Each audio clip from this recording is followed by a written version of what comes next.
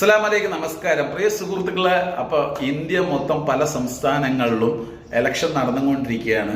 അപ്പോൾ അതിൻ്റെ ഒപ്പം തന്നെ എനിക്ക് ചെറിയൊരു മെസ്സേജ് തരണം എന്നുണ്ട്. ആനുകൂലിക്കുന്നവർ കമൻറ്റിൽ വരിക. അതായത് ചില സ്ഥാനാർത്ഥികൾ ഒന്നിന് 2 വട്ടം തോറ്റാലും 2ന് 3 വട്ടം തോറ്റാലും പിന്നീട് ഒരു നാണവുമില്ലാതെ വീണ്ടും വീണ്ടും ഇലക്ഷനിൽ നിന്ന് ജയിക്കാൻ നോക്കുകയാണ്. ജയിച്ചില്ലെങ്കിൽ പല രീതിയിലുള്ള വർഗീയത പറയുക, പല രീതിയിലുള്ള പ്രശ്നങ്ങൾ ഉണ്ടാക്കുക, അതുപോലെ തന്നെ കാശ് ഓഫർ ചെയ്യുക, ജയിക്കാൻ വേണ്ടി എന്ത് തോന്നിവാസവും കാണിക്കുക. അപ്പോൾ എന്നെ കൊണ്ട് ചോദിച്ചു കഴിഞ്ഞാൽ നമുക്കറിയാം 10ാം ക്ലാസ് പരീക്ഷ പോലും 3 പ്രാവശ്യം എഴുതാൻ പറ്റുള്ളൂ. പക്ഷേ ഇവിടെ ഒരു സ്ഥാനാർത്ഥിയായിട്ട് ഒരു മന്ത്രിയാകാൻ പോകുന്ന ആൾ, ഭാവിയിൽ അല്ലെങ്കിൽ ഒരു മുഖ്യമന്ത്രിയാകാൻ പോകുന്ന ആൾ, അല്ലെങ്കിൽ ജനങ്ങളെ ഭരിക്കുന്ന ഒരാൾക്ക് ആളുകളെ ജനങ്ങൾക്ക് വേണ്ട എന്ന് തീരുമാനിച്ചിട്ട് 3 പ്രാവശ്യത്തിൽ കൂടുതൽ തോൽപ്പിക്കുകയാണ്. പക്ഷെ എങ്കിലും ഇവന്മാർ നാണമില്ലാതെ വീണ്ടും വീണ്ടും വീണ്ടും ഇലക്ഷനിൽ നിന്ന് ജനങ്ങളെ നേരിട്ടിട്ട് ജനങ്ങളെ ജയിപ്പിച്ചില്ലെങ്കിൽ പല